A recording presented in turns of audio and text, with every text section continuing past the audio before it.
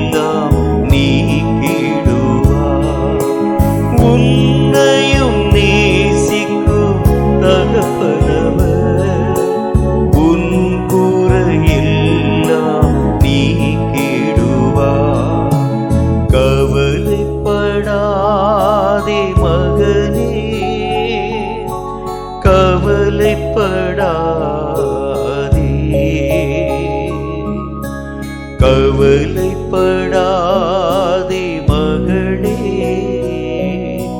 கவலைப்படாதே.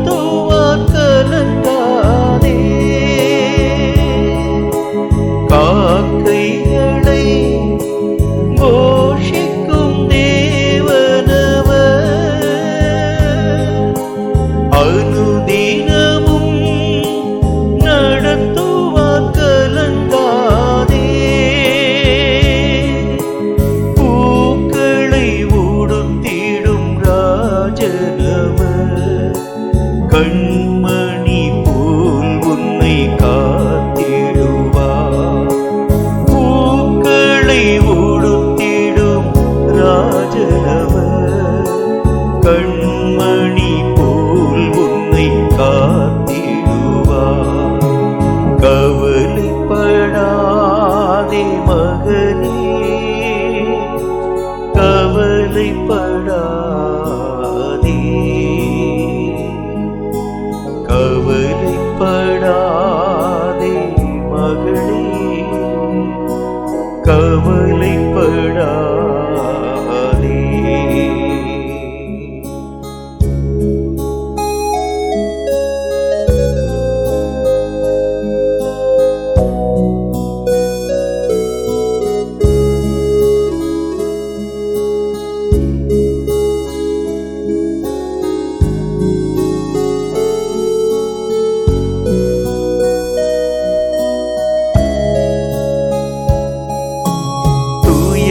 துயரமெல்லாம் புரிந்திடும் தேவனவர் உன் பாரம் சிலுவையில் சுமந்தாரே. துயரமெல்லாம் புரிந்திடும் தேவனவர் உன் பாரம் சிலுவையில் சுமந்தாரே.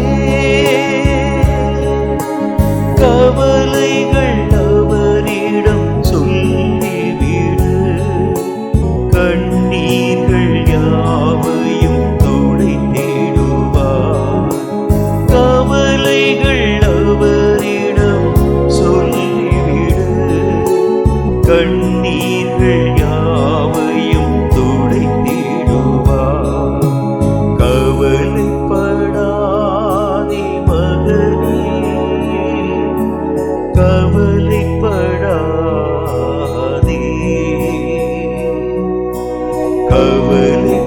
கவலைப்படாதே மகளே, கவலைப்படாதே,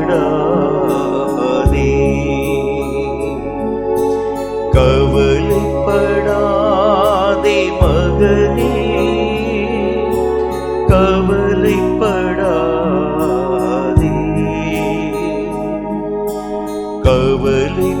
கவலைப்படாதே மகளே, கவலைப்படாதே.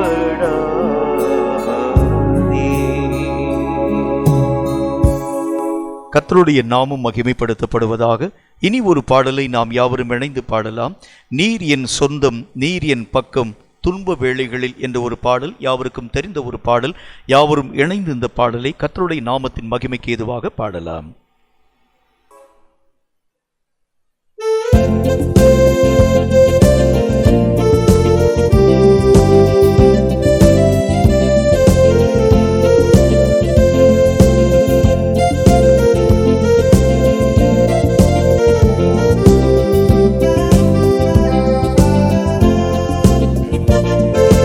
நீரின் சொந்தம், நீரெந்தன் பக்கம், துன்ப வேளைகளில்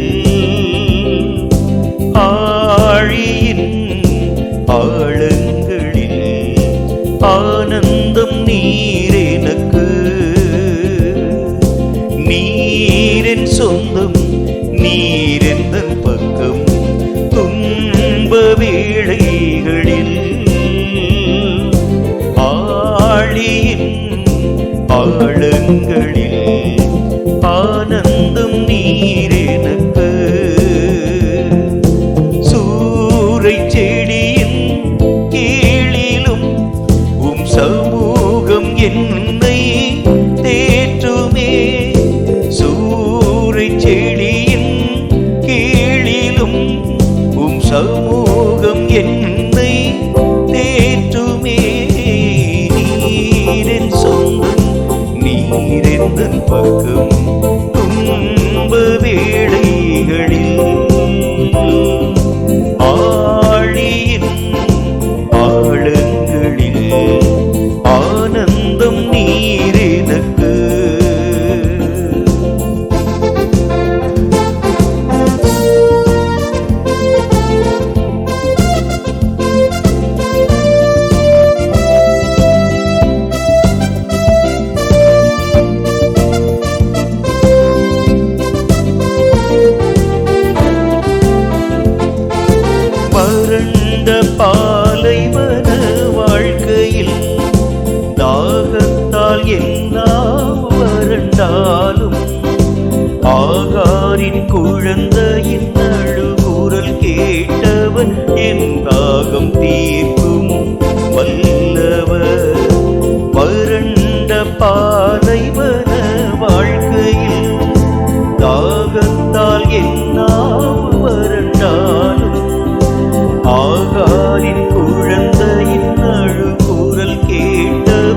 என் தாகம் தீர்க்கும் வல்லவர்.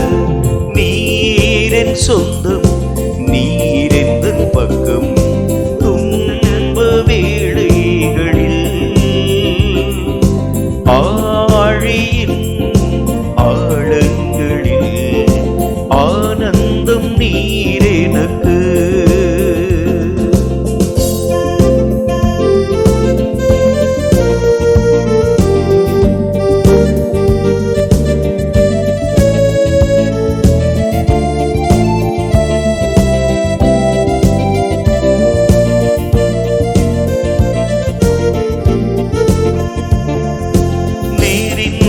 நாணலை புரியாதவர், மங்கி எரியும் தீயை அணையா, புலம்பலை களிப்பாய் மாற்றியவர், விடுதலை தேவன் என் இயேசு.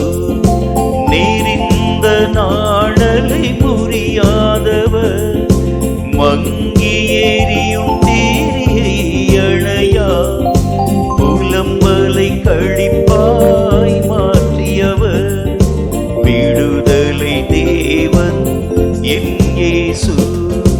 நீரின் சொந்தம், நீரெந்தன் பக்கம் துன்ப வேளைகளில்.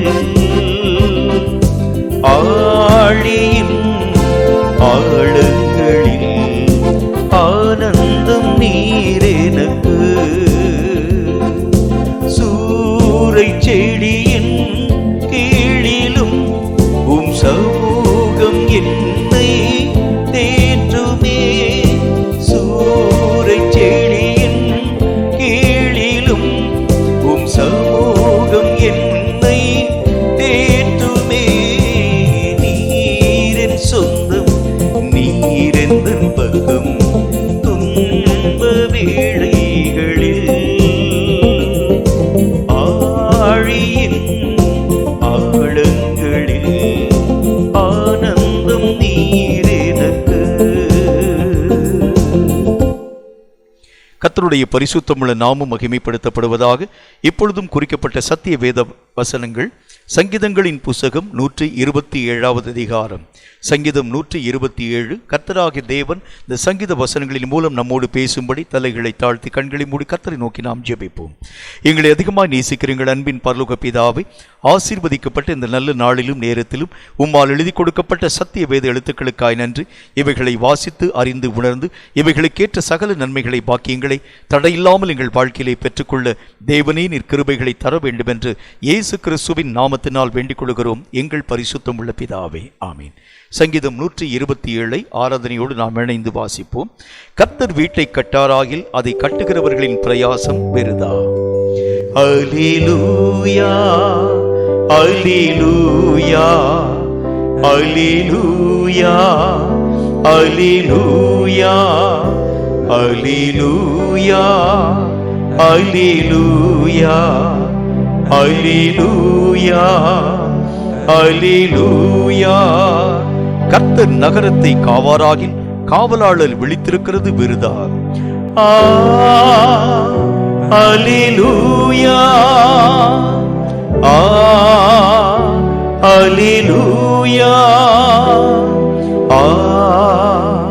அல்லேலூயா அல்லேலூயா. நீங்கள் அதிகாலையில் எழுந்து நேரப்பட வேலையிலே தரித்து வருத்தத்தின் அப்பத்தை சாப்பிடுகிறதும் விருதா. அவரே தமக்கு பிரியமானவருக்கு நித்திரை அளிக்கிறார். அல்லேலூயா அல்லேலூயா அல்லேலூயா அல்லேலூயா அல்லேலூயா அல்லேலூயா அல்லேலூயா அல்லேலூயா. இதோ பிள்ளைகள் கர்த்தரால் வரும் சுதந்திரம், கற்பத்தின் கனி அவரால் கிடைக்கும் பலன். அல்லேலூயா அல்லேலூயா அல்லேலூயா அல்லேலூயா. பால வயதின் குமாரர் பலவான் கையில் உள்ள அம்புகளுக்கு ஒப்பாய் இருக்கிறார்கள். அல்லேலூயா அல்லேலூயா அல்லேலூயா அல்லேலூயா அல்லேலூயா அல்லேலூயா அல்லேலூயா அல்லேலூயா. அவைகளால் தன் அம்பரா துணியை நிரப்பின புருஷன் பாக்கியவான். அவர்கள் நாணமடையாமல் ஒலிமுக வாசலில் சத்துருக்களோடே பேசுவார்கள். அல்லேலூயா அல்லேலூயா அல்லேலூயா அல்லேலூயா. இப்பொழுதும் பிரியமானவர்களை, கர்த்தருடைய நாமத்தை மகிமைப்படுத்தும் ஆராதனை வேளையின் ஊடாக கடந்து போகின்றோம். ஆயத்தத்தோடு கூட காத்திருக்கும் பொழுது தேவனுடைய மகிமையை நீங்கள் உங்கள் வாழ்க்கையிலே பிரத்யேகமாய் உணர்ந்து ஆண்டவருடைய நாமத்தை மகிமைப்படுத்த முடியும். ஆராதனை வேளைக்காக ஆயத்தமாய் நாம் காத்திருக்கலாமா? ஹல்லேலூயா. நாம் எல்லாரும் இணைந்து கர்த்தருடைய நாமத்தை உயர்த்தி துதித்து பாடி ஆராதிக்க போகிறோம். தேவனாகிய கர்த்தர் நமக்கு பாராட்டின இரக்கங்களுக்காக, அவர் நமக்கு பாராட்டின கிருபைகளுக்காக நன்றியுள்ள இருதயத்தோடு அவர் நமக்கு செய்த ஒவ்வொரு விதமான நன்மைகளை நினைத்து உள்ளத்தின் ஆழத்திலிருந்து நாம் எல்லாரும் இணைந்து அவருடைய நாமத்தை உயர்த்தி பாடி நாம் துதித்து பாடி ஆராதிக்க போகிறோம். எல்லாரும் ஆராதிக்கலாமா?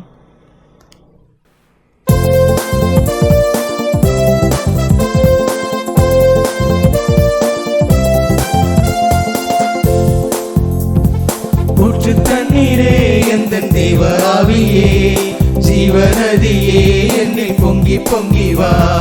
ஊற்று தண்ணீரே எந்தன் தேவ ஆவியே, ஜீவநதியே என்னில் பொங்கி பொங்கி வா. ஆசீர்வதியும் என் நேச கர்த்தரே, ஆசீர்வதியும் என் நேச கர்த்தரே. ஆவியின் வரங்களினால் என்னை நிரப்பும், ஆவியின் வரங்களினால் என்னை நிரப்பும். ஊற்று தண்ணீரே எந்தன் தேவ ஆவியே, ஜீவநதியே என்னில் பொங்கி பொங்கி வா.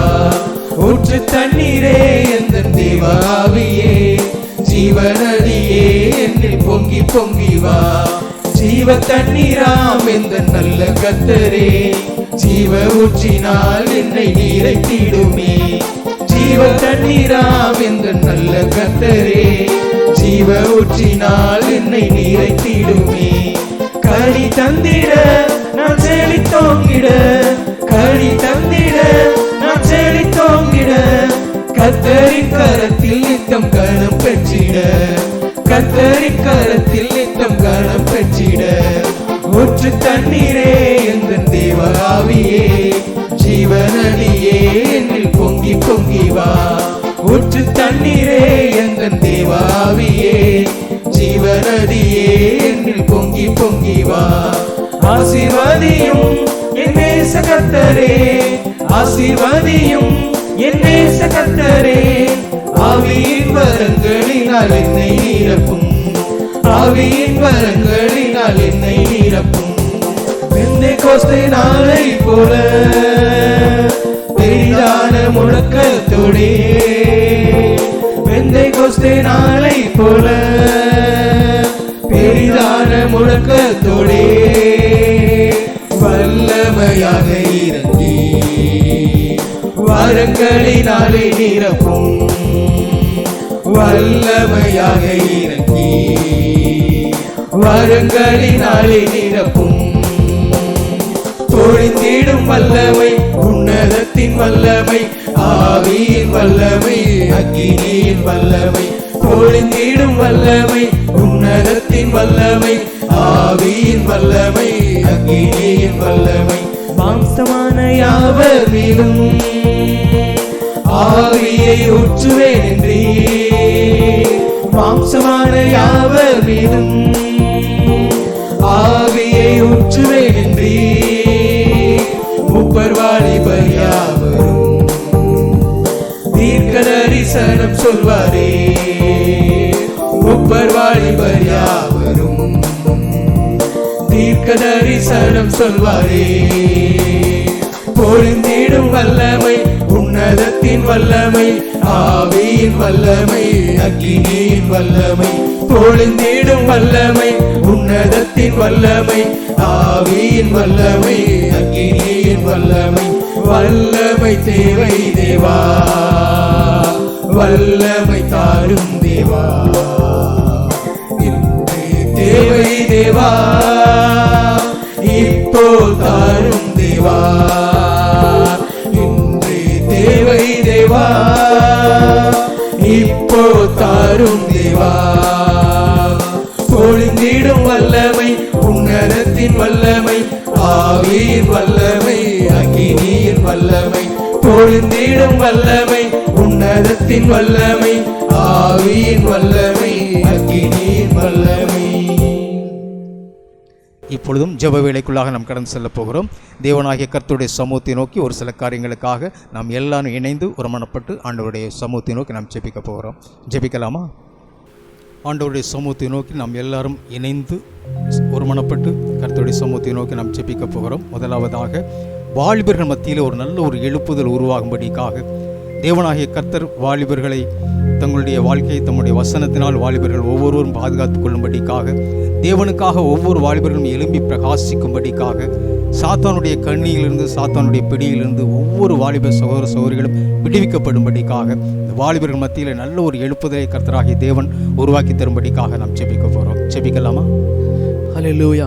இயேசப்பா, இப்பொழுதும் அப்பா வானத்தையும் பூமியும் உண்டாக்கின கர்த்தராகிய இயேசுவின் நாமத்திலே உடைய பிள்ளைகளாகிய நாங்கள் எல்லாரும் ஆண்டவரை ஒருமனப்பட்டு இயேசுவின் நாமத்தில் இணைந்து எங்கள் தேசத்தினுடைய வாலிபர்களுக்காக நாங்கள் ஜெபிக்கிறோம். அப்பா ஆண்டவரே, கடைசி காலத்திலே அப்பா வாலிபர்கள் மேலே அப்பா உம்முடைய ஆவியை ஊற்றுவேன் என்று அப்பா நீர் வாக்கு கொடுத்திருக்கிறீங்களே இயேசப்பா. ஆண்டவரே ஸ்தோத்திரம் அப்பா. உம்முடைய ஆண்டவரே வாக்கை ஆண்டவரை முன்பதாக வைத்தப்பா உம்முடைய இரக்கங்களை முன்னிட்டு எங்கள் வாலிபர்களுக்காக இப்பொழுது நாங்கள் ஜெபிக்கிறோம். அப்பா எங்கள் தேசத்தினுடைய இது வாலிபர்கள் எல்லாரும் அப்பா சாத்தானுடைய பாவத்தினால் அப்பா ஆண்டவரே எல்லாரும் பிடிக்கப்பட்டிருக்கிறார்களே இயேசப்பா. அப்பா சாத்தானுடைய பிடியிலிருந்து எங்கள் தேசத்துடைய வாலிபர்கள் எல்லாரையும் அப்பா கர்த்தர் விடுவிக்க முடியாது நாங்கள் ஜெபிக்கிறோம். அப்பா ஸ்தோத்திரம் அப்பா. ஆண்டவரே எல்லா வாலிபர்களும் அப்பா உமக்காக எழும்பி பிரகாசிக்கும்படியாக ஆண்டவரே வாலிபர்கள் மத்தியில் அப்பா எழுப்புதலை ஊற்றும்படியாக நாங்கள் ஜெபிக்கிறோம். அப்பா ஸ்தோத்திரம் அப்பா. ஆண்டவரே உம்மை அறிந்த ஒவ்வொரு வாலிபர்களும் அப்பா ஆண்டவரே தங்கள் வாழ்க்கையை அப்பா ஆண்டவரே வசனத்தினால் காத்துக்கொள்ளப்பா. ஆண்டவரே பாவத்தில் இருக்கிற ஒவ்வொரு வாலிபர்களும் அப்பா கர்த்தருடைய வசனத்தினால் அப்பா தங்களை சுத்திகரித்துக் கொள்ள ஏசப்பா. ஆண்டவரே கர்த்தர் ஆண்டவரே ஸ்தோத்திரம் அப்பா இரக்கம் செய்யணும் போது நாங்கள் ஜெபிக்கிறோம். அப்பா ஆண்டவரே வசனத்தை குறித்துதானே அப்பா ஒரு பெரிய எழுப்புதல் அப்பா, வசனத்தை குறித்துதான தாகம் அப்பா ஆண்டவரே கிறிஸ்தவ வாலிபர்கள் மத்தியிலே இயேசப்பா பெரிதாக ஊற்றப்படும்படியாக நாங்கள் ஜெபிக்கிறோம். அப்பா ஸ்தோத்திரம் அப்பா. வசனத்தை கொண்டு அப்பா ஆண்டவரே பிரகாசிக்கிற சுடர்களை போல அப்பா எங்கள் வாலிப தேசத்தின் வாலிபர்கள் எல்லாம் அப்பா எழுந்து பிரகாசிக்க இயேசப்பா கர்த்தர் அப்பா உதவி செய்ய முடியாது நாங்கள் ஜெபிக்கிறோம். அப்பா பரிசுத்த ஆவியானவர் அப்பா அளவில்லாமல் எங்கள் தேசத்தின் வாலிபர்கள் எல்லார் மேலும் ஆண்டவரே பொழிந்தரல வேண்டும் என்று அப்பா உம்முடைய நாமத்தினால் நாங்கள் ஜெபிக்கிறோம். தகப்பனே ஸ்தோத்திரம் அப்பா. ஆண்டவரே உம்முடைய வசனத்தை கொண்டு அப்பா எங்கள் வாலிபர்கள் எல்லாம் அப்பா சாத்தானையும் அப்பா சாத்தானுடைய தந்திரங்களையும் ஜெயித்து அப்பா எங்கள் தேசத்தினுடைய ஆண்டவரே எல்லா ஆண்டவரே இருளையும் அப்பா ஆண்டவரே ஓட்டி அப்பா ஸ்தோத்திரம் அப்பா இயேசுவின் நாமத்திலே கர்த்தருடைய வெளிச்சத்தை அப்பா எங்கள் தேசத்திலே அப்பா எங்கள் வாலிபர்கள் எல்லாம் நிரப்பும்படியாக நாங்கள் ஜெபிக்கிறோம். அப்பா எல்லா வாலிபர்களும் அப்பா உமக்காக எழுந்தப்பா இரத்த சாட்சிகளாக மரிக்கும்படியாக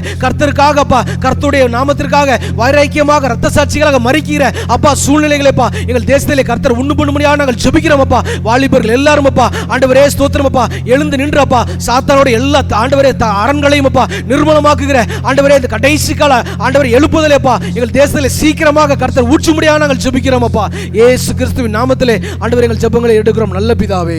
ஆமென் ஆமென். அடுத்தபடியாக தேசத்தினுடைய பொருளாதார நிலைமை சீர்படும்படிக்காக ஆண்டவருடைய சமூகத்தை நோக்கி நம்ம எல்லாரும் இணைந்து ஜெபிக்க போகிறோம். நாளுக்கு நாள் விலைவாசி உயர்வு அதிகரித்து கொண்டே போகிறதை பார்க்கிறோம். அத்தியாவசிய பொருட்களுடைய விலைவாசி உயர்வு நாளுக்கு நாள் கட்டுக்கடங்காமல் உயர்ந்து கொண்டு போகிறதை நாம் பார்க்கிறோம். அது மாத்திரமல்ல, வறுமை கோட்டில் இருக்கின்ற ஜனங்களுடைய தேவைகள் இன்றைக்கு தேவனாகிய கர்த்தரால் சந்திக்கப்படும்படிக்காக அதுக்காக நாம் ஜெபிக்க போகிறோம். தேசத்திலே நல்ல வளங்கள் பெருகும்படிக்காக தேவனாகிய கர்த்தர் நம்முடைய தேசத்தினுடைய பொருளாதார சிலையை ஆசீர்வதிக்கும்படிக்காக ஆண்டவருடைய சமூகத்தை நோக்கி நாம் ஜெபிக்க போகிறோம். விலைவாசி உயர்வு கட்டுப்படுத்தப்படும்படிக்காக, வறுமை கோட்டில் இருக்கின்ற ஜனங்களுடைய தேவைகள் சந்திக்கப்படும்படிக்காக, தேசத்தினுடைய வளங்கள் இன்னும் அதிகமாக பெருகும்படிக்காக, தேசத்தினுடைய பொருளாதார நிலைமைக்காக நாம் எல்லாரும் இணைந்து ஆண்டவருடைய சமூகத்தை நோக்கி நாம் ஜெபிக்க போகிறோம். இரக்கத்தில் ஐஸ்வர்யமுள்ள சர்வ வல்லமையுள்ள தகப்பனே, உடைய நாமத்தை நாங்கள் ஸ்தோத்திரித்து நாங்கள் மகிமைப்படுத்துகிறோம் தகப்பனே கர்த்தாவே. எங்களுடைய தேசத்திலே காணப்படக்கூடிய பொருளாதார குறைபாடுகள் எல்லாவற்றுக்காக உடைய சமூகத்தை நோக்கி நாங்கள் ஜெபிக்கிறோம் தகப்பனே கர்த்தாவே. விலைவாசி உயர்வு நிமித்தம் ஆண்டவரே கர்த்தாவே, அநேக விதமான பாமர ஜனங்கள், நடுத்தர ஜனங்கள் எல்லாரும் ஆண்டவரே கர்த்தாவே மிகுந்த கஷ்டத்திற்குள்ளாக வேதனைக்குள்ளாக காணப்படுகிறதை நாங்கள் பார்க்கிறோமே தகப்பனே கர்த்தாவே.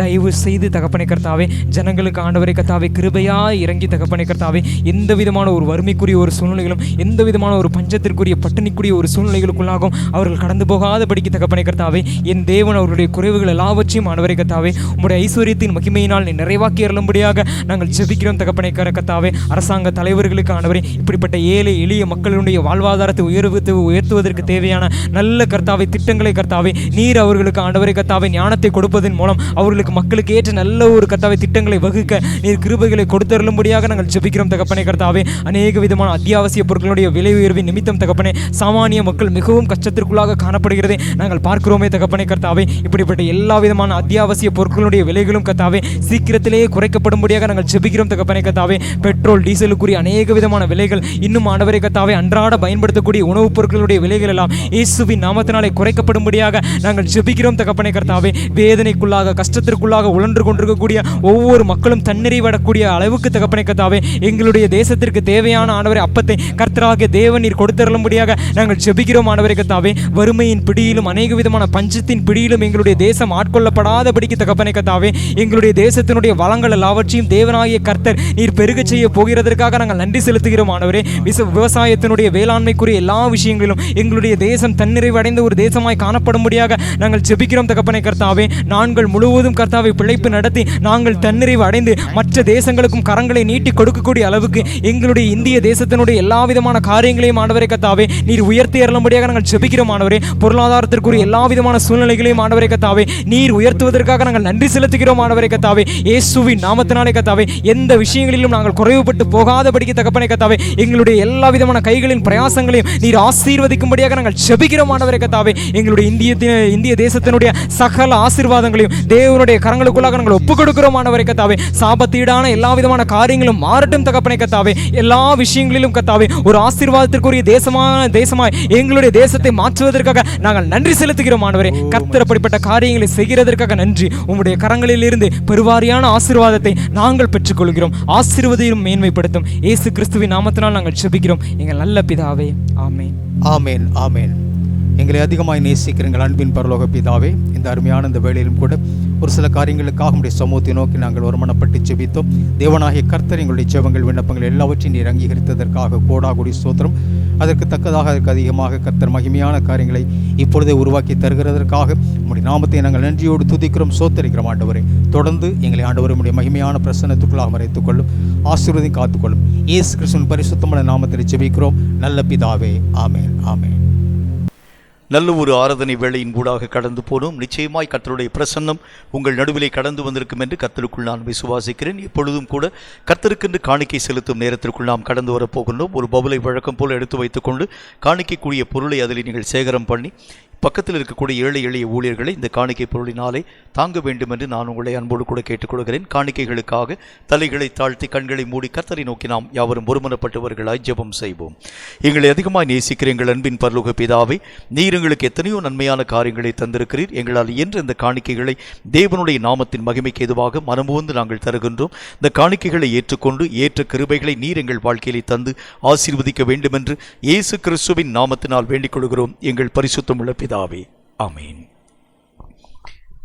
இந்த காணிக்கைக்கு ஆதாரமாக ஒரு பாடலை நாம் பாடப்போகின்றோம். உம்மை மறவேன் நான், உம்மை மறவேன் நான், என் ஏசையா உம்மை மறவேன் நான் என்ற ஒரு பாடலை தெரிந்தவர்கள் என்னோடு கூட இணைந்து பாட வேண்டும் என்று அன்போடு கூட கேட்டுக்கொள்கிறேன். பாடல் பாடும் பொழுது கர்த்தருக்கு என்கிற காணிக்கையை நாம் தவறாமல் படைப்போம்.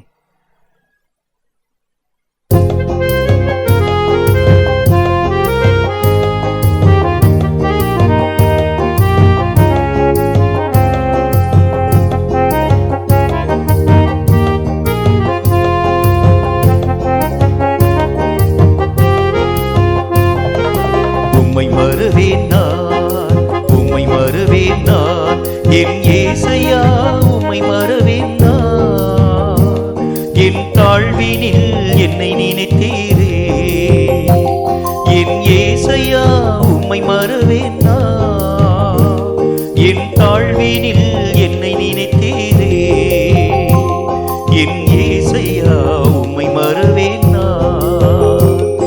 என் ஏசையா உம்மை மறவேன் நான்.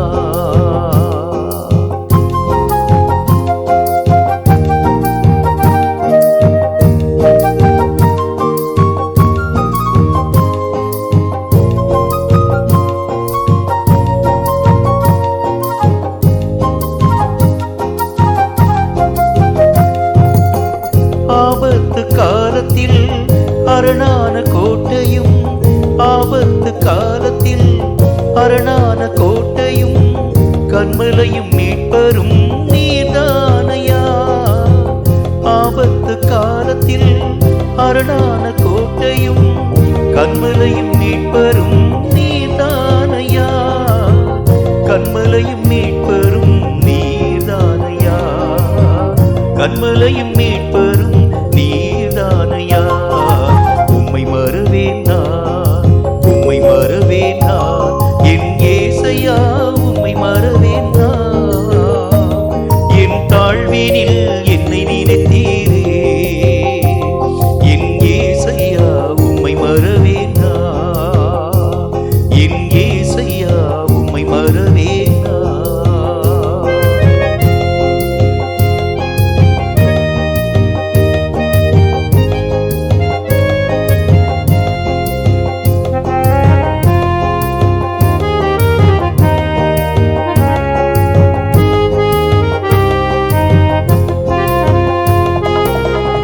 என் வாழ்வில் நீர் செய்த எண்ணில்லா நன்மைகள், என் வாழ்வில் நீர் செய்த எண்ணில்லா நன்மைகள், 1000 10,000 அதற்கு மேலையா. என் வாழ்வில் நீர் செய்த எண்ணில்லா நன்மைகள், 1000 10,000 அதற்கு மேலையா. 1000 10,000 அதற்கு மேலையா. 1000 10,000 அதற்கு மேலையா. உம்மை மறவேன் நான், உம்மை மறவேன் நான், என் ஏசையா உம்மை மறவேன் நான். என் தாழ்வினில் என்னை நினைத்தீரே, என் ஏசையா உம்மை மறவேன் நான். என் தாழ்வினில் என்னை நினைத்தீரே, என் ஏசையா உம்மை மறவேன் நான். என் ஏசையா உம்மை மறவேன் நான். என் ஏசையா உம்மை மறவேன் நான். என் ஏசையா உம்மை மறவேன் நான். கொடுக்கப்பட்ட காணிக்கைகளுக்காக தலைகளை தாழ்த்தி நாம் ஜெபம் செய்வோம். எங்களை அதிகமாக நேசிக்கிற எங்கள் அன்பின் பரலோக பிதாவே, ஆசீர்வதிக்கப்பட்ட இந்த நல்ல நாளிலும் கர்த்தருக்கென்று கொடுக்கப்பட்ட இந்த காணிக்கையாகிய பலிகளை அங்கீகரித்து ஏற்றுக்கொண்டு ஏற்ற மகிமைகளை நாங்கள் எங்கள் வாழ்க்கையிலே பெற்றுக்கொள்ள கிருபை தர வேண்டும் என்று நாங்கள் ஜெபிக்கிறோம். மனப்பூர்வமாய் நாங்கள் தந்திருக்கிறோம். ஏற்ற கிருபைகளை நாங்கள் அடைந்து கொள்ள ஆவியானவராகிய கர்த்தர் இரக்கங்களை தந்து ஆசீர்வதிக்க வேண்டும் என்று இயேசு கிறிஸ்துவின் நாமத்தினால் வேண்டிக் கொள்கிறோம் எங்கள் அருமை பிதாவே. ஆமென், ஆமென். இப்பொழுதும் கூட பிரியமானவர்களே, கர்த்தருடைய வார்த்தைகளின் ஊடாக நாம் கடந்து போகின்றோம். ஜெபத்தோடு நீங்கள் ஆயத்தத்தோடு கூட காத்திருக்கிறது உண்டானால் கர்த்தர் இந்த வார்த்தைகளின் மூலம் உங்களோடு பிரத்யேகமாய் பேசுகிறதை பிரத்யேகமாய் நீங்கள் உங்கள் வாழ்க்கையிலே கண்டு உணர முடியும். கர்த்தருடைய வார்த்தைகளுக்காய் ஆயத்தமாய் நாம் காத்திருக்கலாமா? ஆண்டவராகிய இயேசு கிறிஸ்துவின் நாமத்தினாலே உங்களை நான் வாழ்த்தி வரவேற்கிறேன். இந்த மாதத்தின் இறுதி வாரத்திலே நாம் ஒருவரை ஒருவர் சந்திக்க தேவனாகிய கர்த்தர் தந்த கிருபைகளுக்காக இரக்கங்களுக்காக கர்த்தருடைய நாமத்தை நாம் ஸ்தோத்திரிக்க வேண்டியது அவசியம். இந்த நவம்பர் மாதத்தின் முதல் வாரம் துவங்கி இத்தனை வார காலமும் நம்மோடு கூட துணையாய் நின்று நம்மை நடத்தி வந்த கர்த்தருடைய நாமம் மகிமைப்படுத்தப்படுவதாக. இந்த ஞாயிற்றுக்கிழமையிலும் ஆண்டவருடைய நாமத்தினாலே நாம் ஒருமனப்பட்டு கூடி வர தேவனுடைய கிருபை அனுகிரகம் நம்மோடு கூட இருந்ததற்காக கர்த்தருடைய நாமத்தை நாம் ஸ்தோத்திரிக்க வேண்டியது அவசியம். கடைசி கால கிறிஸ்தவ வாழ்க்கை என்கிற தலைப்பின் கீழாக அநேகம் நிலைகளை நாம் நம்முடைய தியானத்தின் வடிவாக பார்த்து கொண்டு வருகின்றோம். கர்த்தருடைய வேதம் கடைசி காலத்திலே காணப்படக்கூடிய கிறிஸ்தவர்கள் என்ன விதமாய் இயக்கத்தின் ஊடாக கடந்து போக வேண்டும் என்கிறதை பற்றி தேவன் தம்முடைய வசனத்தின் மூலம் என்ன வார்த்தையை சொல்கிறார் என்று பாருங்கள். எபேசியருக்கு எழுதப்பட்ட நிருபம் 5வது அதிகாரம் 14வது வசனம் இந்த வார்த்தையை நமக்கு சொல்கிறது. எபேசியர் 5:14 வாசிக்க கேளுங்கள். ஆதலால் தூங்குகிற நீ விழித்து, தூங்கக்கூடிய நீ விழித்து, மரித்தோரை விட்டு எழுந்திரு. மரித்தோரை விட்டு நீ எழுந்திரு. அப்பொழுது கிறிஸ்து உன்னை பிரகாசிப்பிப்பார் என்று சொல்லி இருக்கிறார். பிரகாசிப்பிப்பார் என்று சொல்லி இருக்கிறாரே. கர்த்தருடைய வேதம் சொல்கிறது, தூக்கத்தினுடைய நிலைகளை தாண்டி நீங்களும் நானும் விழிப்புள்ள கிறிஸ்தவ வாழ்க்கை வாழ வேண்டும். எழும்பக்கூடிய நிலைகளின் ஊடாக கடந்து போக வேண்டும். அல்லது இன்னும் ஒரு டேர்ம்ல நான் சொல்ல வேண்டும் என்றால், கடைசி கால கிறிஸ்தவன் ஒவ்வொருவனும் இயங்கக்கூடிய கிறிஸ்தவனாய் தன்னுடைய வாழ்க்கையின் நிலைகளை மாற்றி அமைத்துக் கொள்ள வேண்டும் என்று கர்த்தர் தம்முடைய வேத எழுத்துக்களின் மூலம் சுட்டி காண்பிக்க ஆரம்பிக்கின்றார். ஒவ்வொரு கிறிஸ்தவனும் இயக்கத்தின் ஊடாக எழும்ப வேண்டிய காலம் எது என்கிற தலைப்பின் கீழாக அநேகம் விஷயங்களை கர்த்தர் நம்மோடு கூட பேசிக்கொண்டு வர ஆரம்பிக்கின்றார். எழும்பக்கூடிய கிறிஸ்தவன் என்ன காரியமாக எழும்ப வேண்டும் என்று பாருங்கள். ஏசாயா தீர்க்கதரிசியின் புத்தகம் 40வது அதிகாரம் 31வது வசனம் இந்த வார்த்தையை சொல்கிறது. ஏசாயா 40:31 என்ன சொல்கிறது என்று பாருங்கள். கர்த்தருக்கு காத்திருக்கக்கூடியவர்களோ புதிய பலன் அடைந்து கழுகுகளைப் போல செட்டைகளை அடித்து அவர்கள் எழும்புவார்கள். அவர்கள் ஓடினாலும் இளைப்படையார்கள். நடந்தாலும் சோர்ந்து போக மாட்டார்கள். கர்த்தருடைய வேதம் என்ன ஒரு வார்த்தையை சொல்கிறது? கடைசி கால கிறிஸ்தவன் பலம் நிறைந்தவனாய் எழும்ப வேண்டும். ஆண்டவராகிய தேவனுடைய பிள்ளைகளாய் காணப்படக்கூடிய நீங்களும் நானும் பலவீனமாய் காணப்பட்ட காலங்கள் போதும். பலவீனம் நிறைந்த காரியங்களின் ஊடாக கடந்து போன நாட்கள் போதும். இனி எஞ்சிய காலங்களில் ஆகிலும் நீங்களும் நானும் பலசாலிகளாய் எழும்ப வேண்டும் என்று கர்த்தருடைய வேதம் சொல்ல ஆரம்பிக்கிறது. கிதியோனை பார்க்கக்கூடிய கர்த்தருடைய தூதன் இவ்விதமான வார்த்தைகளை பேச ஆரம்பித்தார். பராக்கிரமசாலியே, கர்த்தர் உன்னோடு கூட இருக்கிறார். ஆண்டவராகிய தேவனுடைய பிள்ளைகள் ஒவ்வொருவரும் பராக்கிரமசாலியாய் பலசாலியாய் எழும்ப வேண்டிய இந்த காலம் என்று கர்த்தருடைய வேதம் நமக்கு சொல்ல ஆரம்பிக்கிறது. எந்த விஷயத்தில் நீங்களும் நானும் பலமுள்ள ஒரு மனிதனாக எழும்ப வேண்டும் என்று பாருங்கள். 1 கொரிந்தியரின் புத்தகம் 15வது அதிகாரம் 44வது வசனம் இந்த வார்த்தையை சொல்கிறது. 1 கொரிந்தியர் 15:44 வாசிக்க கேளுங்கள். ஜென்ம சரீரம் விதைக்கப்படும், ஆவிக்குரிய சரீரம் எழுந்திருக்கும். ஜென்ம சரீரமும் உண்டு, ஆவிக்குரிய சரீரமும் உண்டு. கர்த்தருடைய வேதம் சொல்கிறது, இந்த கடைசி காலத்தில் எழும்பக்கூடிய ஒவ்வொரு கிறிஸ்தவனும் ஆவிக்குரிய ரீதியாக எழும்ப வேண்டும். ஏனென்றால் நீங்களும் நானும் ஆவிக்குரிய மண்டலங்களிலே காணப்படக்கூடிய சாத்தானின் ஆவிகளோடு கூட நேரடியாக யுத்தங்கள் யாவற்றையும் செய்ய போகக்கூடிய ஒரு மக்களாய் விளங்கப் போகிறபடினாலே இந்த ஆவிக்குரிய நிலைகளில் எழும்பக்கூடிய எழுப்புதல் உங்களுக்கும் எனக்கும் வர வேண்டும் என்று கர்த்தருடைய வேதம் நமக்கு சொல்ல ஆரம்பிக்கிறது. ஆவியிலே எழும்பக்கூடிய எழுப்புதலின் நிலை என்கிற காரியத்தின் அடிப்படையிலே பல தரப்பட்ட காரியங்களை நாம் நம்முடைய வாழ்க்கையின் வழியாக நாம் தியானித்துக் கொண்டு வந்தோம். இன்றைக்கு ஒரு முக்கியமான ஒரு காரியத்தை நாம் நம்முடைய தியானத்தில் பார்க்க வேண்டியது அவசியம். சற்று ஆழமாய் இவைகளை நீங்கள் பார்க்க வேண்டும்.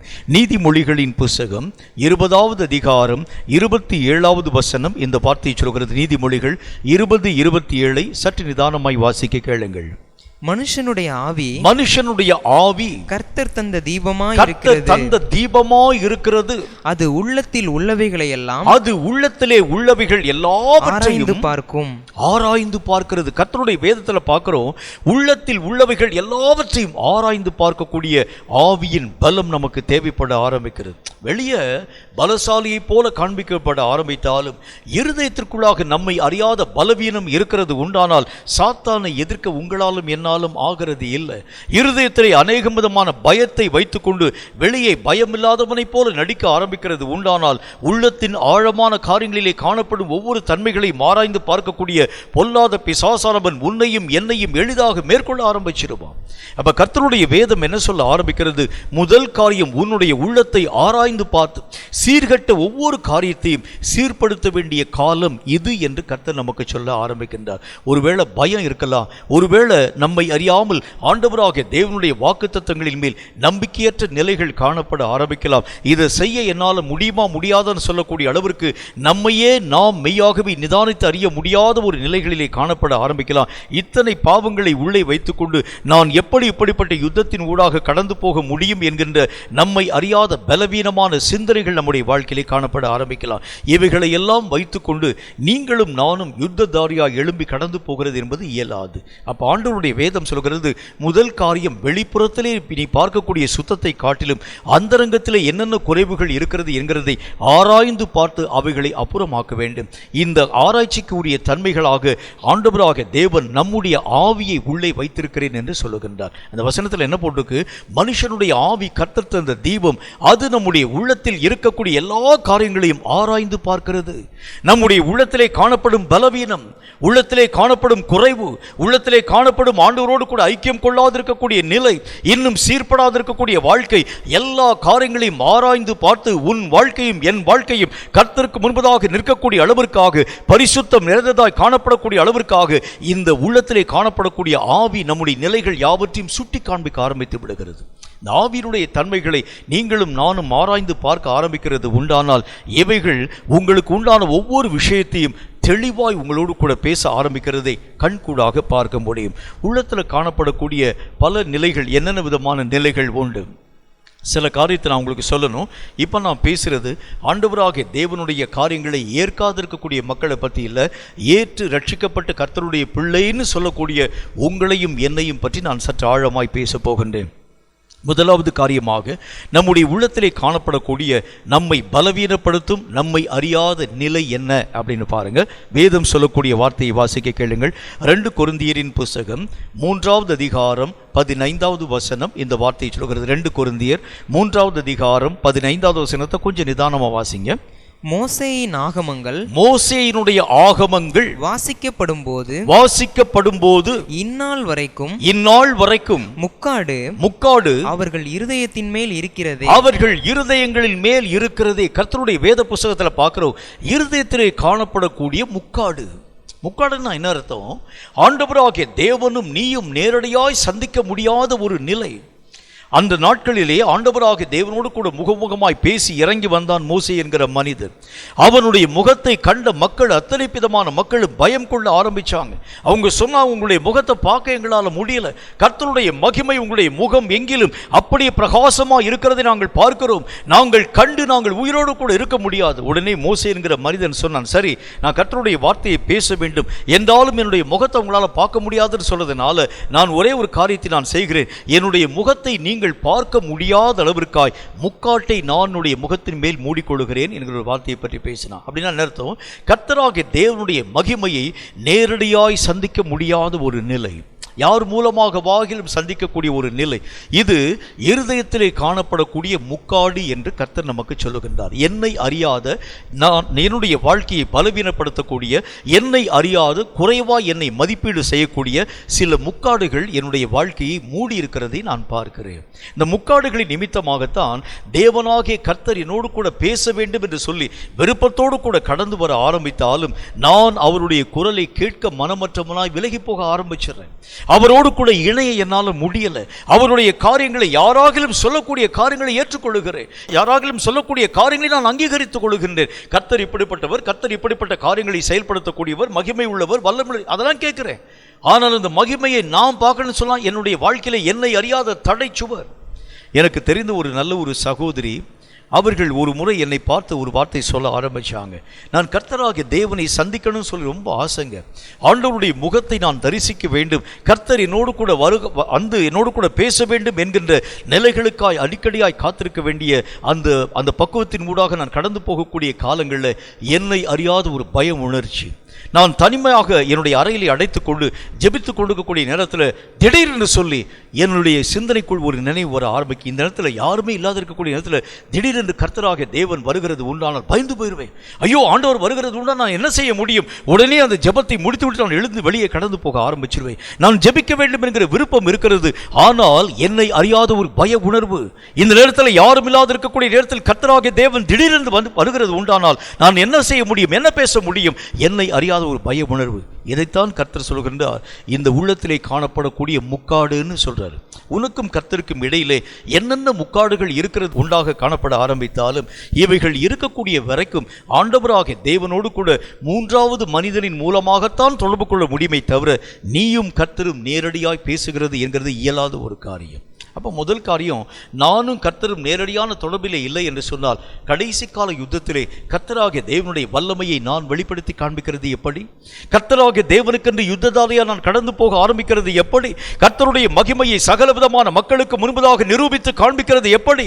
என் தேவனாகிய கர்த்தரை நான் ஒரு முறை கூட காணாதிருக்கக்கூடிய இந்த காலங்களிலே கர்த்தராகிய தேவனுடைய யுத்த படையிலே நான் நின்று கொண்டு கர்த்தராகிய தேவனுடைய நாமத்தினால் யுத்தத்தினூடாக கடந்து போகிறது எப்படி? சாத்தானின் ஏமாற்றும் முகாந்திரமாய் ஆண்டவராகிய தேவனை போல அவன் கடந்து வருகிறது உண்டானால் கர்த்தராகிய தேவன் வந்து விட்டார் என்று சொல்லி யுத்தத்தை விட்டு நான் போயிட மாட்டேனா? ஆகவே தான் கர்த்தர் நமக்கு சொல்லுகின்றார், தேவனை அறிய முடியாத முக்காடு, தேவனுடைய பரிசுத்தம் உள்ள மகிமையை உணர முடியாத ஒரு முக்காடு. எல்லா விதமான மக்கள் பேசக்கூடிய வார்த்தையில நம்ம திருப்தி அடைந்து கலிகூர துவங்க ஆரம்பிச்சிடும். நான் கர்த்தராகிய தேவனை சந்திக்க ஆரம்பித்தேன். இப்போ நான் உங்களுக்கு முன்னால் பேசுகிறேன்னு வச்சுக்கோங்களேன். ஆண்டவராகிய தேவனை நான் சந்தித்து அவரோடு கூட அநேகமான மணி நேரங்கள் உட்கார்ந்து நான் பேசினேன். இதை கேட்டவுடன் நீங்கள் பரவசம் அடைகிறீங்க. ஐயோ, இந்த ஊழியக்காரர் கர்த்தராகிய தேவனை முகமுகமாய் சந்தித்திருக்கிறான் என்று சொல்லி கர்த்தர் சொல்கின்றார், இந்த மட்டும் நீ திருப்தி அடையாத, இந்த ஊழியக்காரன் சொல்லக்கூடிய வார்த்தையின்படியே நான் கேட்கிறதான் சரி, அப்படி நீ திருப்தி அடையாத. அவனோடு கூட பேசின கர்த்தாவே, நீர் என்னோடு கூட ஏன் பேச மறுக்கிறீர்? அப்படி நீ கேளு. அவருக்கும் உனக்கும் எந்த விதமான தடுப்பு சுவர் இருக்கக்கூடாது. இந்த முக்காடுகள் முதல் காரியம் நம்முடைய வாழ்க்கை விட்டு நீக்கப்பட வேண்டும். முக்காட்டை குறித்து வேதம் என்ன விதமான வார்த்தை சொல்லுது பாருங்க. அதே 2 கொரிந்தியரின் புஸ்தகத்தில் அதே 3வது அதிகாரம் 16வது வசனத்தை கொஞ்சம் வாசிங்க. 2 கொரிந்தியர் 3:16 என்ன சொல்கிறது என்று பாருங்கள். அவர்கள் கர்த்தரிடத்தில் மனம் திரும்பும் போது, அவர்கள் கர்த்தராகிய தேவனிடத்தில் மனம் திரும்பும் போது அந்த முக்காடு எடுபட்டு போம். அந்த முக்காடு எடுபட்டு போம். அப்படின்னா என்ன அர்த்தம்? முக்காடு எடுபடாமல் இருக்கிறதுக்கு காரணம் சரியான மனம் திரும்புதல் இன்னும் இல்லை. இந்த வசனத்தில் அப்படி தானே போட்டிருக்கு. நீ சரியான மனம் திரும்புதலின் ஊடாக கடந்து போகிறது உண்டானால் உன்னையும் தேவனையும் பிரிக்கக்கூடிய முக்காடு எடுபட்டு போயிடும். உன் வாழ்க்கை விட்டு கடந்து போயிடும். அது இன்னும் உன்னுடைய வாழ்க்கையில இருக்கிறதுனுடைய முகாந்திரம் என்ன, காரணம் என்ன? கர்த்தருடைய வேதம் சொல்கிறது சரியான மனம் திரும்புதல் அற்ற ஒரு நிலைமை. ஆண்டவராகிய தேவனுடைய காரியங்களை அறிந்தவுடனே நான் கண்ணீர் வடிச்சேன். மனம் திரும்பக்கூடிய ஒரு நிலைகளின் ஊடாக கடந்து போனேன். அத்தோடு கூட என்னுடைய வாழ்க்கையினுடைய நிலைகளை நான் நிறுத்தி போட்டுட்டேன். உண்மையான மனம் திரும்புதல் என்று சொன்னால் ஒரு நாளில் உன்னுடைய வாழ்க்கையிலே உருவாக்கப்படக்கூடிய ஒரு தன்மை அல்ல. கடைசி வரைக்கும் அந்த காரியத்திலே நீயும் நானும் விலகாதவனாய் அப்படியே நிலையாய் நிற்கக்கூடியவனாய் விளங்க ஆரம்பிக்கிறோம். ஒரு காரியத்தில் நான் உண்மையான ஒரு மனம் திரும்புதல் வருகிறது என்று வைத்துக் கொள்ளுங்கள். நான் இனி சாராயம் குடிக்க மாட்டேன், நான் இனி பொய் சொல்ல மாட்டேன், நான் இனி விபச்சாரம் பண்ண மாட்டேன்னு சொல்லி ஒரு மனம் திரும்புதல் என்னுடைய வாழ்க்கையிலே வருகிறது உண்டானால் இனி அந்த காரியங்களை என்னுடைய வாழ்க்கையிலே முன்பதாக கொண்டு போய் யாராகிலும் போட்டால் கூட அது என்னுடைய மனதை ஒரு நாளும் ஈர்க்க முடிகிறது இல்லை. அதுதான் உண்மையான ஒரு மனம் திரும்புதல். அப்போ ஆண்டவருடைய வசனம் சொல்லுது, இன்னும் கர்த்தராகிய தேவனை சந்திக்க முடியாமல் காணப்படுகிறதுன்னு காரணம் என்ன? தேவனோடு கூட பரஸ்பரமான உறவை நீயும் நானும் நம்முடைய வாழ்க்கையிலே செயல்படுத்த முடியாமல் போகிறதற்கு காரணம் என்ன? கர்த்தருடைய மகிமையை யாரோ சொல்லக்கூடிய விஷயங்களை நாம் கேட்டு பரவசமான நிலைகளிலே கடந்து போகக்கூடிய தன்மைகளிலே திருப்தி கொள்ளக்கூடிய நம்முடைய வாழ்க்கை ஏன் ஒரு படி மேலே போய் ஆண்டவரோடு கூட நான் ஏன் தொடர்பு கொள்ளக்கூடாது? கர்த்தருடைய மகிமையை நான் ஏன் போய் சந்திக்க கூடாது? அவருடைய கிருபைகளை நான் ஏன் பார்க்க கூடாது? இந்த நிலைகளின் ஊடாக கடந்து போகாமல் உன்னையும் என்னையும் தடுக்கக்கூடிய முக்காடு எது? இவைகளை குறித்து ஏன் நம்முடைய வாழ்க்கையை அக்கறையற்ற ஒரு மக்களாக இருக்கிறோம் என்று சொன்னால் வேதம் சொல்லக்கூடிய வார்த்தையின்படி உண்மையாக தேவன் எதிர்பார்க்கக்கூடிய சரியான மனம் திரும்புதல் இன்னும் நம்முடைய வாழ்க்கையில் வரல. உண்மையான மனம் திரும்புதல் வருகிறது உண்டான அந்த வசனம் என்ன போட்டுக்கு? அந்த 16வது வசனத்தை திரும்ப ஒரு தடவை வாசிங்க. அந்த வசனம் நல்ல ஒரு காரியத்தை சொல்கிறது. மீண்டும் வாசிக்க கேளுங்கள். 2 கொரிந்தியர் 3:16 என்ன சொல்றதுன்னு பாருங்க. அவர்கள் கர்த்தரிடத்தில் மனம் திரும்பும் போது, அவர்கள் கர்த்தராகிய தேவனிடத்தில் உண்மையாய் மனம் திரும்பும் போது அந்த முக்காடு எடுபட்டு போம். அந்த முக்காடுகள் எல்லாம் எடுபட்டு போயிடும். கர்த்தரே சொல்லிட்டாரு. அந்த முக்காடுகள் இன்னும் நீக்கப்படாமல் போனதற்கு காரணம் என்ன? உண்மையான மனம் திரும்பக்கூடிய நிலை இன்னும் உன் வாழ்க்கையில என் வாழ்க்கையில இல்லை. கேட்கும் கர்த்தருடைய பிள்ளையை, தேவனாகிய கர்த்தரோடு கூட இசைந்த ஒரு அனுபவம் இந்த கடைசி கால கிறிஸ்தவனுக்கு அவசியம். இவைகளை பெற முடியாமல் முக்காடு உன்னுடைய வாழ்க்கையிலே தடுக்கலாய் காணப்பட ஆரம்பிக்கிறது. தேவனோடு கூட இணைய முடியாத அளவிற்காக உண்மையான மனம் திரும்புதல் அற்ற ஒரு நிலைமையிலே காணப்படக்கூடிய தன்மைகள் முக்காடாக உன்னுடைய மனதை அப்படியே போர்த்திருக்கிறதை பார்க்கிறார். ஆண்டவருடைய வேதம் என்ன சொல்கிறது? இந்த முக்காடுகள் எப்பொழுது நீக்கப்படுகிறதோ அப்பொழுதுதான் கர்த்தருடைய மகிமையை நீயும் நானும் நேருக்கு நேராய் சந்திக்க முடியும். அப்ப இருதயத்திலே காணப்படக்கூடிய முதல் குறைவை உன் ஆவி ஆராய்ந்து பார்த்து சொல்லணும். என் வாழ்க்கையில இன்னும் என்ன தடை உண்டு ஆண்டவரே, என்ன குறைவு உண்டு, உம்மோடு கூட நெருங்கி வாழ முடியாது இருக்கக்கூடிய தன்மைகளுக்கு என்ன காரணம்? இந்த விஷயத்தை உன் உள்ளத்திலே காணப்படக்கூடிய நிலைகளை உன் ஆவி ஆராய்ந்து பார்த்து சொல்லணும். அதுதான் ஆண்டவராகிய தேவனால் கொடுக்கப்பட்டிருக்கக்கூடிய சரியான ஆண்டவருடைய பரிசுத்தமுள்ள நாசிலிருந்து புறப்பட்டு வந்த உண்மையான ஆவி என்று கர்த்தருடைய வேதம் நமக்கு சொல்ல ஆரம்பிக்கிறது. இந்த ஆவி உள்ளத்திலே போய் ஆராய்ந்து பார்த்து உனக்கும் கர்த்தருக்கும் இடையிலே காணப்படக்கூடிய தடை சுவர் என்ன, உன்னையும் கர்த்தரையும் பிரிக்கக்கூடிய குறுக்கு சுவர் என்ன, உன்னோடு கூட கர்த்தர் நேரடியாய் பேச முடியாமல், அவரோடு கூட நீ நேரடியாய் பேச முடியாமல் யாரோ ஒரு மனிதனின் மூலமாய் தொடர்பு கொள்ளக்கூடிய நிலைகளுக்கு என்ன காரணம், என்ன முக்காடு உள்ளத்திலே மூடப்பட்ட இருக்கிறது? இதை உன் ஆவி ஆராய்ந்து பார்த்து உனக்கு உணர்த்துவிக்க வேண்டியது அவசியம். இப்படி உணர்த்துவிக்கப்பட்டிருக்கக்கூடிய ஒரு மனுஷன் தான் கடைசி காலத்திலே நிலையாய் நின்று கர்த்தருடைய யுத்தங்களை செயல்படுத்தக்கூடிய வல்லமை பெற்றவனாய் விளங்க ஆரம்பித்து விடுகிறான். இரண்டாவது ஒரு முக்கியமான ஒரு காரியத்தை உங்களுக்கு சொல்றேன் பாருங்க.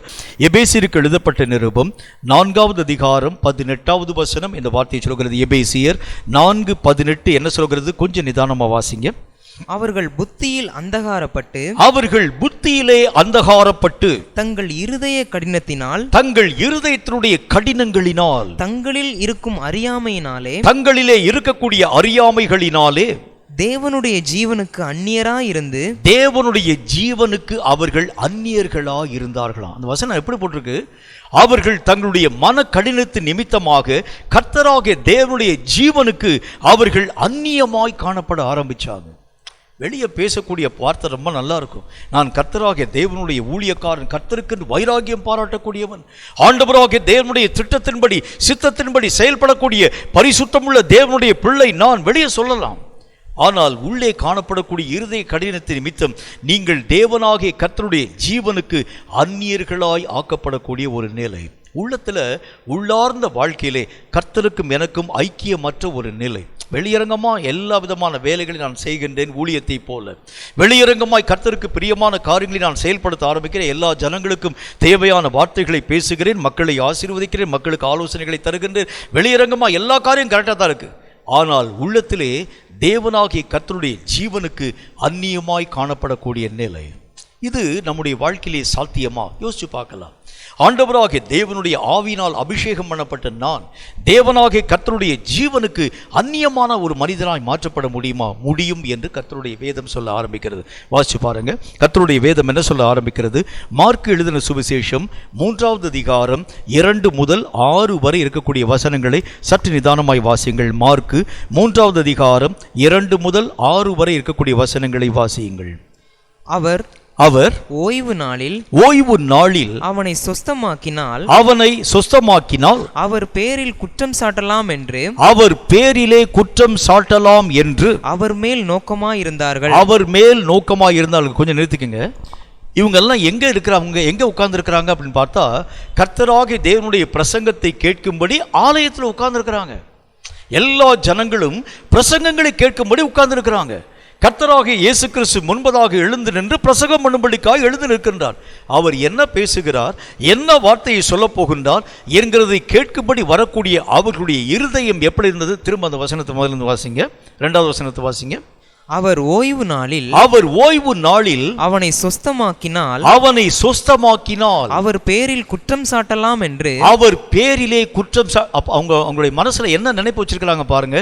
வெளியே பிரசங்கம் கேட்கறது மாதிரி, ஆனால் மனதிற்குள் ஓய்வு நாளிலே அவர் அவனை சுகமாக்குகிறது உண்டானால் அவரை குற்றப்படுத்தலாம் என்கின்ற மனதோடு கூட உட்கார்ந்திருக்க ஆரம்பிக்கிறாங்க. தொடர்ந்து வாசிங்க. அப்பொழுது அவர் சூம்பின கையுடைய மனுஷனை நோக்கி, சூம்பின கைகளை உடைய அந்த மனுஷனை அவர் நோக்கி, எழுந்து நடுவே நில் என்று சொல்லி அவர்களை பார்த்து ஓய்வு நாட்களில் நன்மை செய்வதோ தீமை செய்வதோ ஜீவனை காப்பதோ அழிப்பதோ எது நியாயம் என்றார். அதற்கு அவர்கள் பேசாமல் இருந்தார்கள். ஒண்ணுமே சொல்லல. ஏன்னா உள்ளத்துக்குள்ள வெஞ்சன்ஸ் வச்சிருக்கிறான், உள்ளத்துக்குள்ள அநேக விதமான கசப்பு வச்சிருக்கிறோம். ஆண்டவராக தேவனை எங்க குற்றம் பிடிக்கலாம் என்று சொல்லி ஒவ்வொரு காரியங்களையும் பார்க்கக்கூடிய நிலைகளோடு கூட காணப்படக்கூடிய மனிதர்கள். ஆண்டவராக தேவன் கேட்கிறார், ஓய்வு நாளிலே நன்மை செய்கிறதோ தீமை செய்கிறதோ, ஜீவனை காக்கிறதோ அழிக்கிறதோ எது மேன்மைன்னு கேட்கிறாரு. கேட்கக்கூடிய அந்த வார்த்தைக்கு பதில் சொல்லியிருக்கணும் தானே. உள்ளத்திலே வைத்திருக்கக்கூடிய கடினம், அவரை குற்றம் பிடிக்கக்கூடிய கடினம், இது நம்முடைய வாழ்க்கையிலும் காணப்படக்கூடிய ஒன்று. ஆண்டவராகிய தேவனுடைய காரியங்களை நீங்களும் நானும் குற்றம் பிடிக்கும்படிக்காய் உள்ளத்தின் ஆழத்திலே காணப்படக்கூடிய கடின மனம். உட்கார்ந்திருக்கக்கூடிய இடம் கர்த்தருடைய ஆலயம். அந்த வார்த்தைகளை கேட்கக்கூடியது கர்த்தருடைய வார்த்தை. பிரசங்கம் பண்ணக்கூடியவர் ஆண்டவராகிய தேவனால் மெய்யாகவே அனுமதிக்கப்பட்டிருக்கக்கூடிய பரிசுத்தமுள்ள ஆவியானவருடைய வல்லமையினால் நிரப்பப்பட்டிருக்கக்கூடிய இயேசு கிறிஸ்து. இத்தனை காரியங்கள் காணப்பட ஆரம்பித்தாலும் ஜனங்களுடைய மனம் எப்படி இருந்தது? பிதாவாகிய தேவனை ஏற்கல, அவர் மூலமாய் வந்த ஆவியானவராகிய கர்த்தரையும் ஏற்றுக்கொள்ளல, அவரால் அனுப்பப்பட்டிருக்கக்கூடிய இயேசு கிறிஸ்துவும் ஏற்றுக்கொள்ள முடியாமல் மனதிலே கடினமாய் அவரை குற்றப்படுத்தும் முகாந்திரமாய் நிற்கிறதை பார்க்க முடியும். நம்முடைய உள்ளத்தில் கூட இந்த மாதிரியான இருதயத்திலே காணப்படக்கூடிய முக்காடு, இது தேவனாகிய கர்த்தரையும் உன்னையும் பிரிக்க ஆரம்பிச்சிடும். வெளியே நம்ம எத்தனை விதமான காரியங்களை செய்யலாம். அங்கே இருக்கக்கூடிய மக்கள் அத்தனை பேரும், ஆலயத்திலே வந்திருக்கக்கூடிய அத்தனை விதமான மக்களும் நியாயசாஸ்திரிகள், வேத பாரகர்கள், அநேகம் விதமான காரியங்கள் யாவற்றையும் கற்றுக்கொண்ட மக்கள். என்றாலும் வெளியே அவர்கள் பரிசுத்தமாய் நடிக்கக்கூடிய எல்லா விதமான காரியங்களை செயல்படுத்தக்கூடிய மக்கள் மாதிரி தான் உள்ளத்திலேயோ இயேசுவை எதிர்க்கக்கூடிய மக்களாய். அப்போ ஒரு மனுஷனுடைய வாழ்க்கையில எப்படிப்பட்ட நிலைகள் உருவாக்கப்பட ஆரம்பிக்கிறதுன்னு பாருங்க. உள்ளத்துல ஆண்டவராகிய தேவனுக்கு எதிரியாய், வெளியே கர்த்தருடைய வார்த்தைகளை கேட்கக்கூடியவனாய், இந்த இருதய கடினம் நம்முடைய வாழ்க்கையில் இருக்கக்கூடிய வரைக்கும் கர்த்தருக்கு உகந்த வாழ்க்கை வாழ உங்களாலும் என்னாலும் ஆகிறது இல்லை. கர்த்தருடைய பிள்ளையே, நம்முடைய வாழ்க்கையிலே ஆண்டவராகிய தேவனுக்கு விரோதமாய் ரட்சிக்கப்பட்ட நான் எழும்ப முடியுமா? முடியும். வெளியே நீ வேஷம் போடலாம், அந்தரங்கத்திலே கர்த்தராக தேவனுக்கு எதிரடையான சிந்தனைகளை சிந்திக்கக்கூடியவனாய் இதே ஆலயத்திலே உட்கார்ந்து இதே கர்த்தருடைய வார்த்தையை கேட்டு அதே கர்த்தருக்கு விரோதியாய் எழும்பக்கூடிய ஒரு மனிதனாய் நீயும் நானும் மாற்றப்பட முடியும் என்று கர்த்தருடைய வேதம் சொல்கிறது. இன்னும் ஒரு காரியத்தை பாருங்க. நம்முடைய இருதயத்திலே அந்நியராகக்கூடிய நிலைகளை பற்றி வேதம் மற்றும் ஒரு வார்த்தையை சொல்கிறது. வாசிக்க கேளுங்கள். மார்க்கு எழுதின சுவிசேஷம் 16வது அதிகாரம் 14வது வசனம் இந்த வார்த்தையை சொல்கிறது. மார்க்கு 16:14 என்ன சொல்கிறது? கொஞ்சம் நிதானமா வாசிங்க. அதன் பின்பு 11 போஜன பந்தியில் இருக்கையில் அவர்களுக்கு அவர் தரிசனமாகி உயிர்த்தெழுந்திருந்த தம்மை கண்டவர்களை அவர்கள் நம்பாமற் போனது நிமித்தம் அவர்களுடைய அவிசுவாசத்தை குறித்தும் இருதய கடினத்தை குறித்தும் அவர்களை அவர் கடிந்து கொண்டார். கர்த்தருடைய வசனத்தில் என்ன போட்டிருக்கு? இவ்வளவு நாள் இயேசுவோடு கூட இருந்தாங்க, இயேசுனுடைய ஒவ்வொரு வார்த்தையும் கேட்டாங்க, இயேசுனுடைய அற்புதங்களை கண்ணார காண துவங்க ஆரம்பிச்சாங்க, இயேசு பேசின ஒவ்வொரு நிலைகளையும் ஆழமாய் உணர்ந்து கொள்ளக்கூடிய மக்களாய் காணப்பட்டவர்கள். கடைசியில் ஆண்டவராக தேவன் சொல்லிட்டு போனாரு, என்னை பூமியிலே கொண்டு போய் 3 நாள் மெய்யாகவே புதைக்க போறாங்க, 3வது நாளில் மரணத்திலே நின்று நான் ஜெயமாய் எழும்பி வருவேன். ஆண்டவராக தேவனுடைய வார்த்தைகள் எல்லா வார்த்தைகளையும் நம்பின அவர்களுக்கு இந்த காரியங்களை நம்ப முடியல. ஆண்டவராக தேவன் அவர் சொன்ன வார்த்தையின்படி உயிரோடு கூட எழுந்து வந்த அந்த காரியங்களை சில சீஷர்களுடைய கண்கள் இயேசுனுடைய காரியங்களை கண்டு மற்ற சீஷர்களுக்கு அறிவித்த பொழுது இவர்கள் நம்பாமல் போக ஆரம்பிச்சாங்க. இயேசு அவர்கள் மத்தியிலே வந்து முதல் காரியம் என்ன சொல்ல ஆரம்பித்தார்? அவர்கள் நம்பாமல் போன அந்த காரியத்தை நிமித்தம் இயேசு அவர்களை கடிந்து கொள்ள துவங்க ஆரம்பிச்சார். இந்த நம்பிக்கை இல்லாது இருக்கக்கூடிய நிலை ஒரு அவிசுவாசிட்ட வரல, தேவனை அறியாதிருக்கக்கூடிய மக்களுக்கு மத்தியில் வரல. யாருக்குள்ளாக இந்த நம்பிக்கையற்ற ஒரு தன்மை வந்தது? இயேசுவோடு கூட உண்டு, இயேசுவோடு கூட உறங்கி, இயேசுவோடு கூட ஊழியம் பார்த்து, இயேசுவோடு கூடவே தாபரித்து இருக்கக்கூடிய அந்த ஜனங்கள் இயேசுவின் வார்த்தைகளை நம்பாமல் போக ஆரம்பிச்சாங்க. இந்த நம்பிக்கையற்ற நிலைகளை ஆண்டவராக தேவன் கண்டு அவர்களை கடிந்து கொள்ள துவங்க ஆரம்பித்தார். நம்முடைய வாழ்க்கையில கூட பல நேரங்களில் கர்த்தராக தேவனை நம்ப உங்களாலும் என்னாலும் ஆகிறது இல்லை. ஆண்டவராக தேவன் சொல்லக்கூடிய காரியங்களை ஏற்றுக்கொள்ள முடியல. இதை எல்லாம் கர்த்தர் முக்காடுன்னு சொல்றாரு. இது உனக்கும் தேவனுக்கும் மகா பெரிய அந்த பிளப்பை உருவாக்குகிறது, பகையை உருவாக்குகிறது. தேவனுடைய காரியங்களை அறிய முடியாத தன்மைகளை, தேவனுடைய காரியங்களை விளங்கிக் கொள்ள முடியாத தன்மைகளை, நீயும் ஆண்டவராக தேவனை இணைக்கப்படக்கூடிய அந்த இணைப்பின் தன்மைகளை இழக்கும்படிக்காக செயல்படுத்த ஆரம்பித்து விடுகிறது. கர்த்தருடைய வேதம் அதைத்தான் நமக்கு சொல்லுகிறது. அவர் என்ன ஒரு காரியத்தை சொல்லுகின்றார்? இந்த இருதயத்திலே காணப்படக்கூடிய முக்காடு இருக்கக்கூடிய வரைக்கும் தேவனை தேவனாக ஒரு காலம் முன்னாலும் அறிந்து கொள்ள முடிகிறது இல்லை. தேவனுடைய காரியங்களை உன்னுடைய மாம்ச ரீதியாக பார்க்கலாம், மாம்ச ரீதியாக உன்னுடைய வாழ்க்கையில் நீ அனுபவிக்க ஆரம்பிக்க முடியும். ஆனால் ஆண்டவராக தேவனுடைய விருப்பத்தின்படி கர்த்தராக தேவனை கர்த்தராக தேவனாகவே அறியக்கூடிய அறிவின் மேன்மை வரக்கூடிய வழிமுறை என்ன? ஆண்டவருடைய வசனம் சொல்கிறதைப் போல இருதயத்திலே மூடியிருக்கக்கூடிய முக்காடு விலக்கப்பட வேண்டியது அவசியம். அது உன்னையும் தேவனையும் 2 துண்டாய் பிரிக்க ஆரம்பித்து விடுகிறது. தேவத்துவமான காரியங்களை அறிந்து கொள்ள மனமற்றவனாய் உன்னை அது உருவாக்க ஆரம்பித்து விடுகிறது. கர்த்தரோடு கூட காணப்பட ஆரம்பித்தாலும் கர்த்தரை பற்றிதான் முழு நம்பிக்கை உன் வாழ்க்கையில் வரதில்லை. கர்த்தரோடு கூட அவர்கள் உட்கார ஆரம்பிச்சிருந்தாலும் கர்த்தரை குற்றப்பிடிக்கக்கூடிய தன்மைகளை உருவாக்க ஆரம்பித்து விடுகிறது. ஆண்டவராக தேவனுடைய மகிமைகளை பார்க்கும்படிக்காய் கர்த்தராக தேவன் உனக்கு திறந்த வாசலை தர ஆரம்பித்தாலும் அவரை சந்திக்க முடியாத மன கடினத்தை உன்னுடைய வாழ்க்கையிலே உருவாக்க ஆரம்பித்து விடுகிறது. கேட்கும் கர்த்தருடைய பிள்ளையே, இந்த இருதயத்தினுடைய முக்காடுகள் நீக்கப்படும்படியாக உன் ஆவி உன் இருதயத்திலே எங்கெங்கெல்லாம் முக்காடிட்டு மூடப்பட்டிருக்கிறது என்கிறதை ஆராய்ந்து நிதானித்து பார்த்து உனக்கும் எனக்கும் அதை அறிவுறுத்த வேண்டியது அவசியம். அது சொல்லக்கூடிய வார்த்தைகளை நீ அறிந்து உண்மையான மனம் திரும்புதலின் ஊடாக கடந்து வந்தால் மட்டும்தான் இந்த கடைசி கால கிறிஸ்தவத்துக்குரிய வாழ்க்கையின் ஊடாக வாழ உங்களாலும் என்னாலும் ஆகும். இதற்கு முன்னால் எத்தனை விதமான வழிமுறையின் ஊடாக கடந்து போனாலும் பரவாயில்ல. ஆனால் கர்த்தர் இன்றைக்கு ஒரு காரியத்தை நமக்கு ஆழமாய் சுட்டி காண்பிக்க துவங்குகின்றார். அவர் சொல்லுகின்றார், கர்த்தராக தேவனை அறியக்கூடிய அறிவை நீங்களும் நானும் பெற்றுக்கொள்ள முடியாத அளவிற்காக இருதயத்திலே மூடியிருக்கக்கூடிய முக்காடுகள் எங்கெங்கெல்லாம் காணப்படுகிறது, இவைகள் விலக்கப்பட்டால் ஒழிய தேவத்துவத்துக்குரிய மகிமைகளை அறிந்து கொள்ள உங்களாலும் என்னாலும் ஆகிறதில்லை. இதை கேட்கும் கர்த்தருடைய பிள்ளையே, உண்மையான மனம் திரும்புதலை உங்கள் வாழ்க்கையிலே அனுமதியுங்கள். இன்னும் ஆண்டவராகிய தேவனுக்கு முன்பதாக சீர்படுத்தப்படாதிருக்கக்கூடிய நம்முடைய இருதயத்தின் நினைவுகளை கர்த்தருக்கு முன்பதாக ஒப்புக் கொடுக்கிறது உண்டானால் இந்த முக்காடுகள் நீக்கப்பட்டு கர்த்தரும் நீங்களும் நேரடியான ஐக்கியம் கொள்ளக்கூடிய மக்களாய் மாற்றப்பட முடியும் என்கிறதில் சந்தேகம் ஒன்றுமில்லை. தலைகளை தாழ்த்தி கண்களை மூடி கர்த்தரை நோக்கி நாம் ஜெபம் செய்வோம். எங்கள் அதிகமாக நேசிக்கிற எங்கள் அன்பின் பரலோக பிதாவே, இந்த வார்த்தைகளை கேட்டு உம்முடைய பிள்ளைகளுக்காக நன்றி.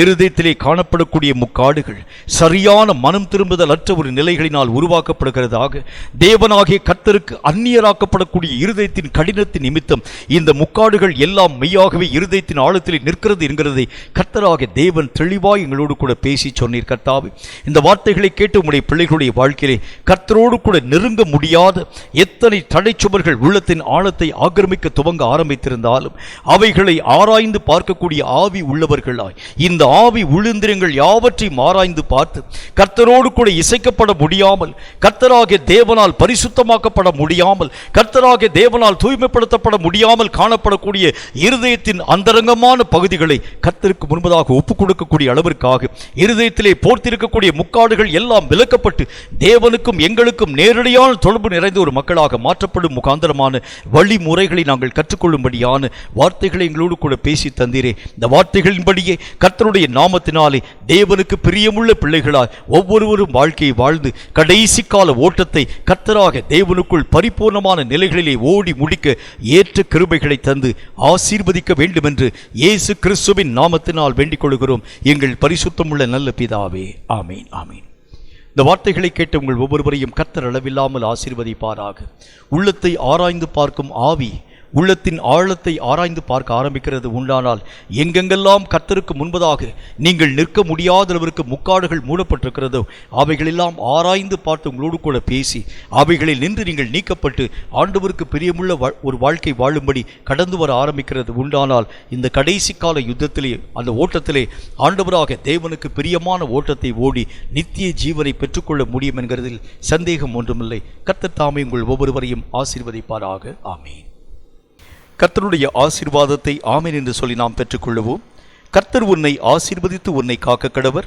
ஆமென். கர்த்தர் தம்முடைய முகத்தை உன்மேல் பிரகாசிக்க பண்ணி உன்மேல் கிருபையாய் இருக்க கடவர். ஆமென். கர்த்தர் தம்முடைய முகத்தை உன்மேல் பிரசன்னமாக்கி உனக்கு சமாதானம் கட்டளையிட கடவர். ஆமென். என் ஆத்துமாவே கர்த்தரை ஸ்தோத்திரி, என் முழு உள்ளமையுடைய பரிசுத்த நாமத்தை ஸ்தோத்திரி. என் ஆத்துமாவே கர்த்தரை ஸ்தோத்திரி, கர்த்தர் செய்த சகல உபகாரங்களை மறவாதே. ஆமீன்.